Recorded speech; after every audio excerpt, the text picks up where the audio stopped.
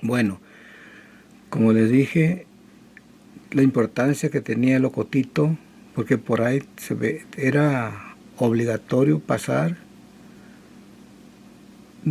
yendo de la Ciudad de México a Acapulco, yendo de la Ciudad de México a Acapulco o viceversa. El Camino Real o de Herradura fue construido de 1565 a 1592 por el gobierno virreinal, que capital era la Ciudad de México. El motivo era una ruta que necesitaban mucho, que fue la ruta más corta entre México colonial y Manila, en Filipinas, que se encuentra en Asia, y transitar hombres, dinero y mercancías. ¿Por qué esto? Yo lo explico de una forma diferente, de que si tenían que ir a hacerlo desde la Ciudad de México a Veracruz y tomar todo este rito, los barcos, todo todo,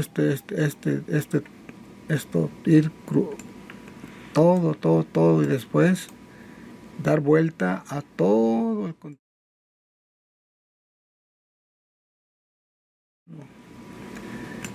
Y después seguir por esta ruta hasta llegar a este lugar que se llama las Filipinas, que era un territorio que también habían dominado los españoles, eran territorios, por decir, coloniales. Y aquí cerca estaba el gran imperio chino y también Japón, de donde había mucha mercancía que los ricos, los gobernantes coloniales, pues querían tener en sus residencias en la Ciudad de México. Entonces, para poder tener todo lo que necesitaban de aquí, que luego les voy a mencionar todos los productos, tenían que hacer un camino con barcos que le llamaban la nao de China, desde aquí a Acapulco hasta Manila o viceversa. Entonces era más fácil transportar todo por barco, y aunque después tenían que sufrir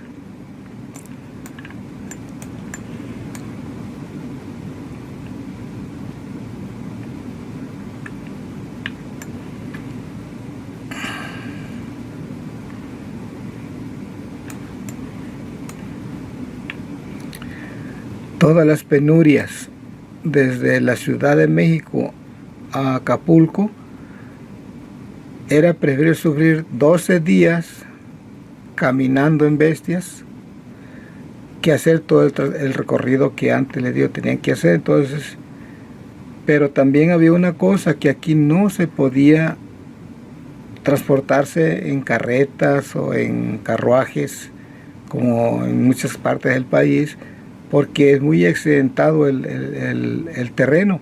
Entonces tuvieron que hacer la fuerza de trasladarse en bestias, pues, principalmente las mulas. Ahora, ¿qué es lo que se transportaba? Tenía que transportar de México hasta Acapulco, de allá a Manila, pues hombres, dinero y mercancías. Las mercancías que eran traídas de acá de Manila, de Filipinas, le llaman Filipinas todo el archipiélago de islas, pero con su principal, por decir, ciudad, que era Manila. Tenían que traer canela, pimienta, clavo, el té, telas de seda pintadas o bordadas en hilos de plata y oro, tibores, no sé qué es eso, y vajillas de porcelana de China y Japón, como le digo. de estas partes, las llevaban aquí a Filipinas, y de allí se tenían que llevarlas a Acapulco y de ahí trasladarse 12 días en bestia hasta la Ciudad de México. Ahora, de México a Filipinas, ¿qué es lo que transportaban? Pues maíz, piña, papaya, trigo, algodón, café, cacahuate, maguey, calabaza, almendras, zapotes, chirimoyas, mameyes, camote y guayabas. El barco que los transportaba le daban el nombre de la nao de China, como que dice el barco de China. Y duraba pues no sé cuánto tiempo ahí, pienso que semanas, para hacer los traslados. Pero ya de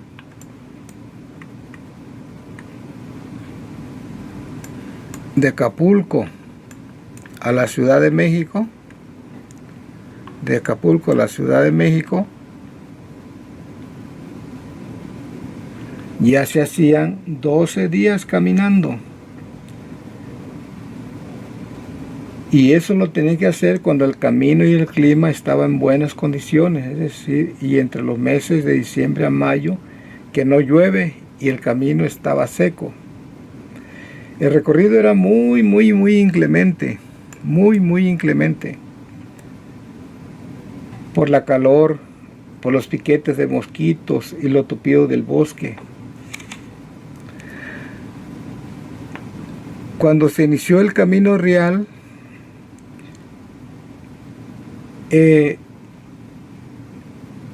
después de un siglo voy a dar algunos datos de uno que hizo el recorrido, solamente había 2 lugares, entonces tenían que irse desde Acapulco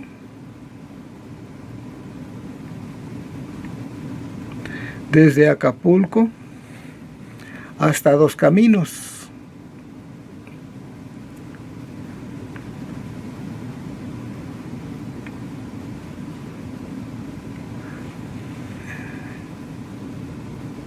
Hasta Dos Caminos.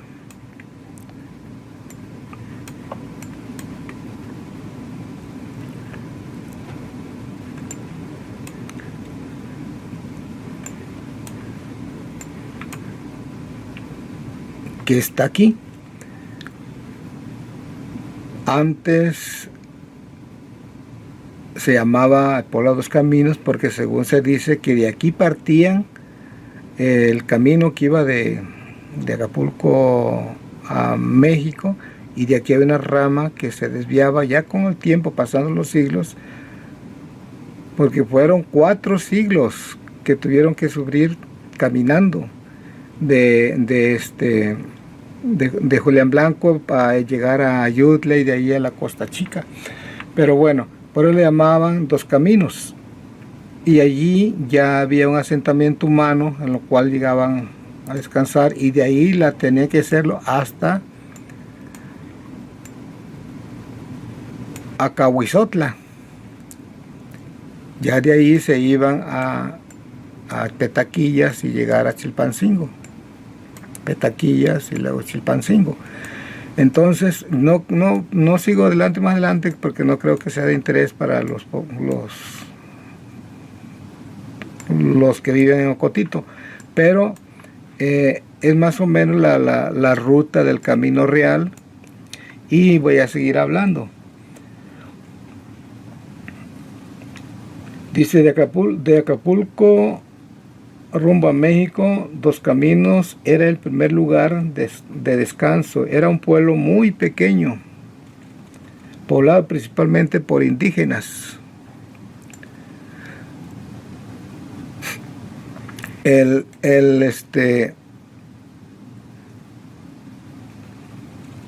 De ahí pasaban por el valle del Ocotito, o sea, todo el valle de Ocotito, todo esto, todo. Aquí donde la carretera nacional hace un curverío antes de llegar al Rincón, por ahí pienso que estaba el cerro, la montaña de los, que era muy empinada. Dice ahí que tenía una legua de altura, más o menos como de unos 7 kilómetros de altura, dice. Yo así lo menciona, luego le voy a leer tal como está. Y llegar a Cahuizotla. Bueno, dice, de ahí pasaban por el Valle de Locotite, después subir por la horrible y empinada montaña de los Cajones y después bajar muy tarde a Cahuizotla para descansar. Aquí en Acahuizotla estaba una pequeña también asentamiento humano y donde estaban los guardias de la colonia, que, como quien dice, la primera aduana yendo de Acapulco a México, la primera aduana virreinal, y que revisaban equipaje, mercancía y refrendaban el pasaporte de los viajeros. Por el camino también real que he estado mencionando, pasaban miles de prisioneros llevados a Asia, o sea, a las Filipinas, a pagar sus purgas, de donde jamás volverían. Por el camino también caminaban religiosas y monjas, investigadores científicos que estudiaban la flora y la fauna y los minerales de cada lugar y trayecto. Ahora, ¿por qué se les llamaba Camino Real? Porque estaba bajo la inspección de la administración virreinal, lo que permitía ejercer control fiscal sobre las mercancías y del tránsito. Aunque, como siempre, el Camino Real era el más adaptado para caminar lo más cómodamente posible, pero pues muchos, para evadir la revisión de como la de Acahuizotla, pues tomaban rumbos. Por eso el Camino Real que pasaba por el Locotito, pues tomaban diferentes caminos, pero el principal es el que menciono, que pasaba por Barrio Viejo. Bueno, se le llamaba también Camino de Herradura porque tuvieron que adaptar el camino para que pudieran caminar las bestias pues con herraduras y que aguantaran el trayecto, ¿verdad? Que aguantaran el trayecto, por eso se llamaba Camino Real, porque estaba bajo la supervisión de la colonia, y Camino Herradura porque solamente podían caminar bestias de carga, no como en otros lugares del país donde se podía transportar en carrozas o en carruajes por lo plano. Aquí, por lo muy accidentado, nunca pudieron utilizar ese medio. Así es que no se podía también, porque había dos grandes problemas.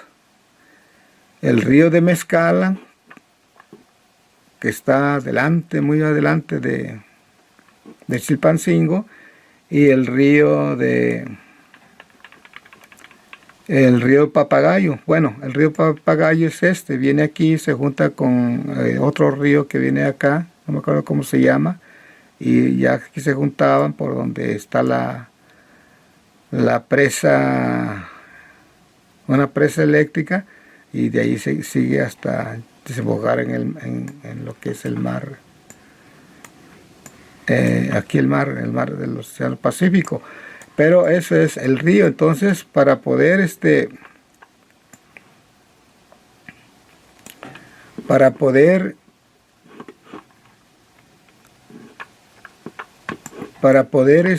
cruzar esos ríos, a veces tenían que esperarse hasta 8 días a esperar que bajara el nivel y vadear, o sea, pasar por la parte más baja del agua. Entonces, ese es más o menos el Camino Real, y como les dije, todos, por el estrecho que hay aquí entre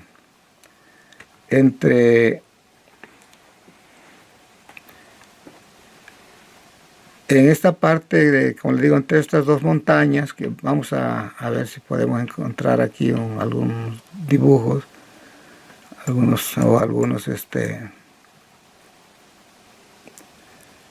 a ver,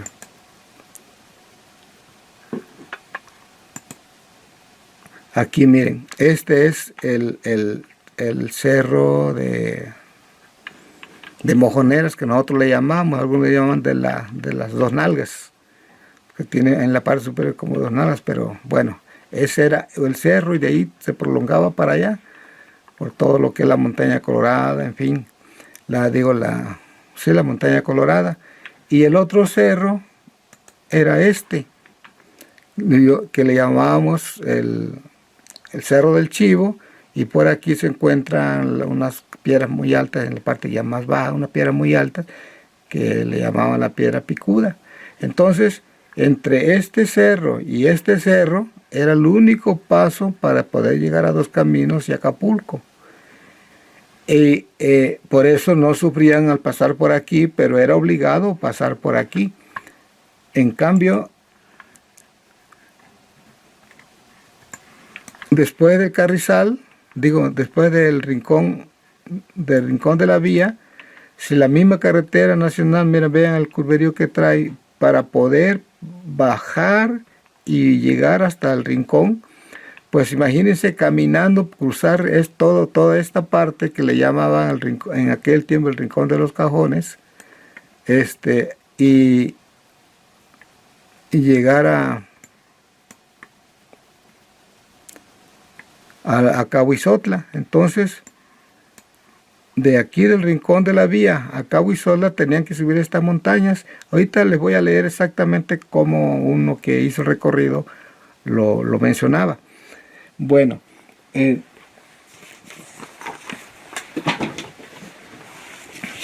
dice así: este señor era uno que después de que construyó el Camino de Herradura, un siglo después, como le dieron, fueron como 4 siglos que tuvieron que estar caminando por ahí.